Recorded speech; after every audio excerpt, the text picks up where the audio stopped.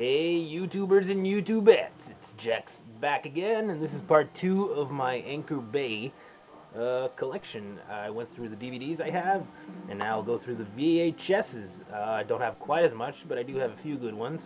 And before I go through the VHSs, I actually have two Anchor Bay DVDs that I skipped over yesterday. I just completely forgot about these, so I'm going to go through those real quick before getting to the VHSs. So, let's do it!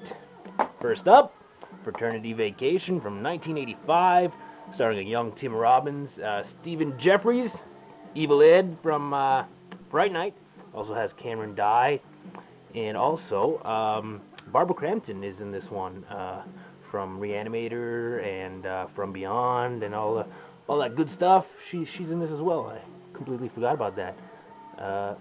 Great movie. This is owned by New World Pictures, and it's just a great sex comedy. Not a fan of this cover, though. I find it a little too plain.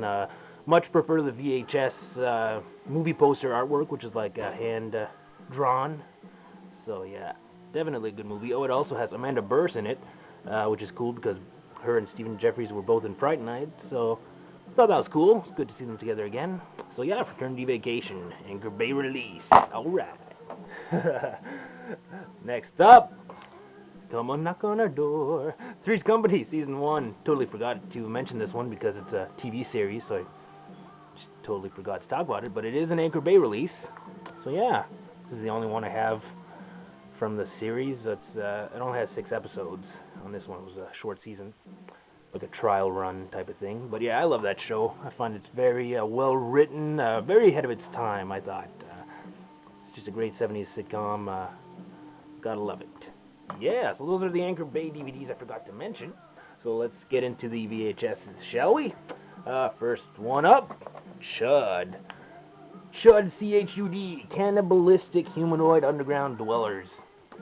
And haven't seen this one in a while. Been about 4 years now, I think. That's how I last watched it, but it was a fun movie. Has a great cast, John Hurt and Daniel Stern, which I think is kind of cool because they both ended up being in Home Alone 1 and 2.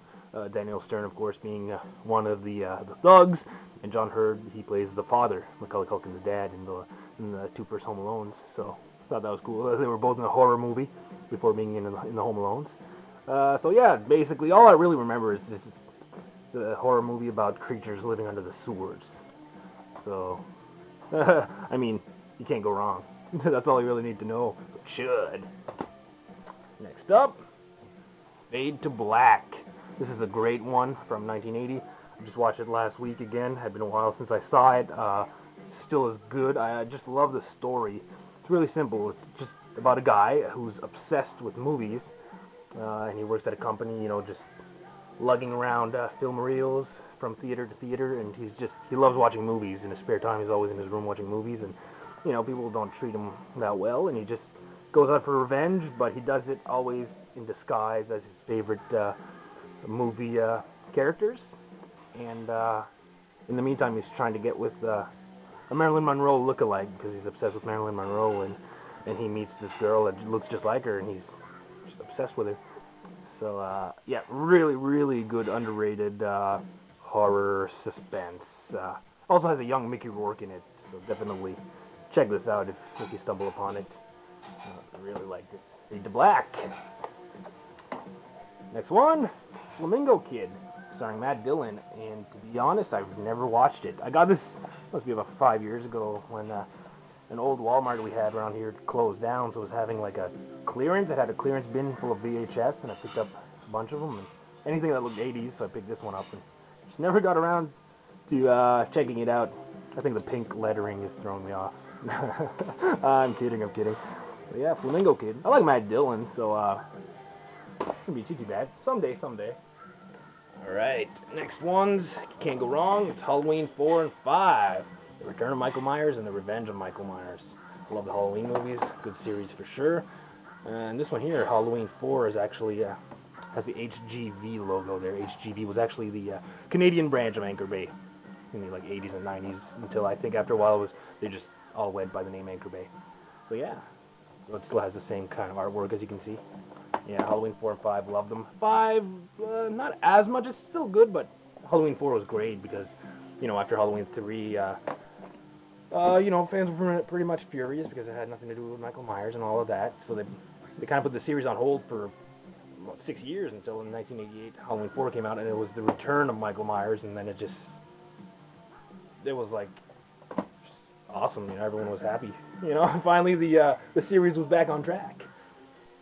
I got Midnight Madness from 1980. This is great. It's Michael J. Fox's big screen debut, I believe. Yeah, there you go. It says it right there. Michael J. Fox's big screen debut.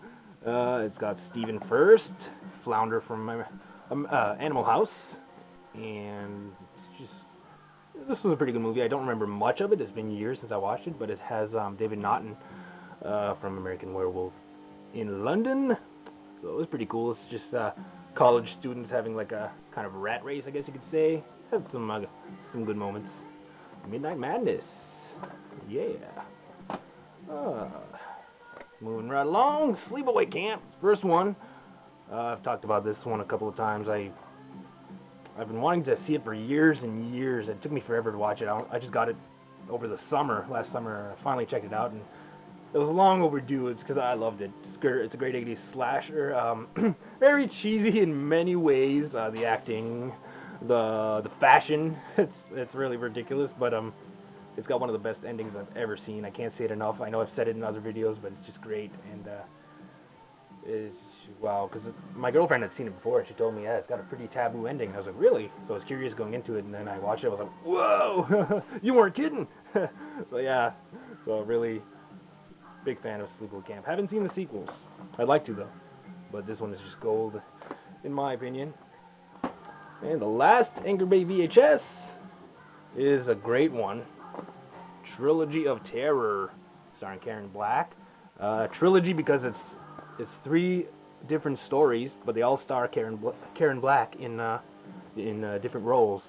So you have Julie, Millicent, and Therese, and Amelia. And Amelia is the best one. It's the one with this doll right here, this crazy looking thing called the Zuni Hunter, and it's just great horror fun. The first 2 I thought were kind of you know, kind of slow paced and, you know, not as interesting, but that one there is just great because it's a killer doll, and this woman in her apartment, she's just getting tormented by this doll, and it's just awesome. No, I recommend it just for that chapter. Yeah, Trilogy of Terror, and this is a cool Anchor Bay VHS. I'll just show you. If you pull it out of the clamshell, you actually have some trivia behind the insert here, which is really cool. Yeah.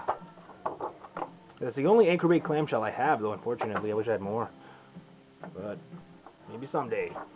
But yeah, those are all my Anchor Bay DVDs and VHSs. So hope you all enjoyed. Feel free to comment and rate and all that good stuff. And I'll be seeing you around. Peace out.